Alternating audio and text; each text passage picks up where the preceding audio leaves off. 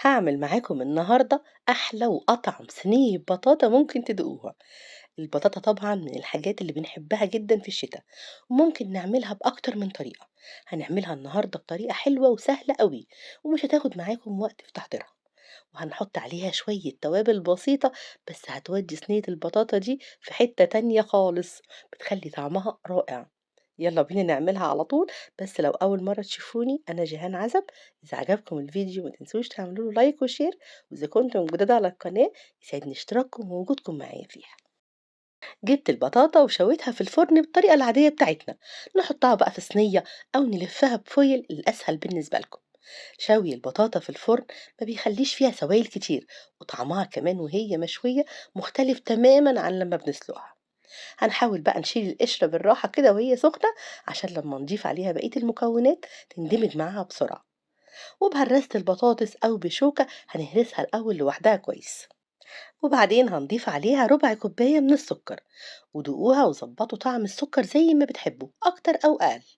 ونص معلقة صغيرة من الفانيليا، وشوية توابل بقى اللي هنحطهم: قرفة وزنجبيل وقرنفل.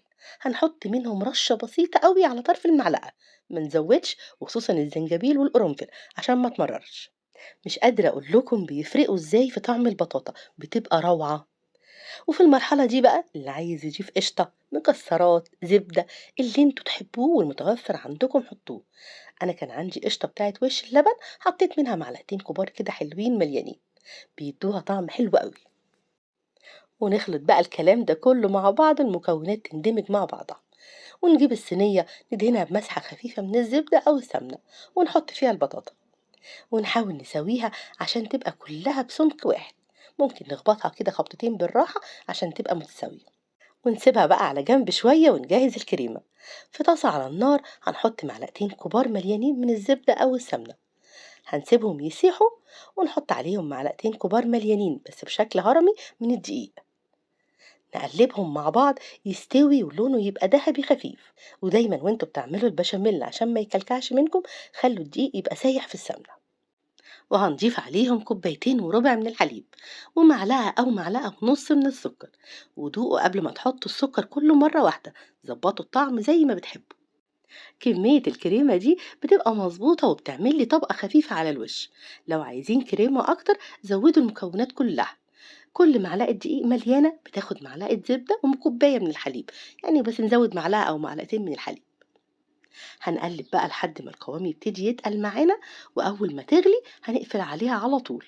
وآخر حاجة هنضيفها نص معلقة صغيرة من الفانيليا، وده بيبقى قوام الكريمة ناعم وقوامها مظبوط جدا.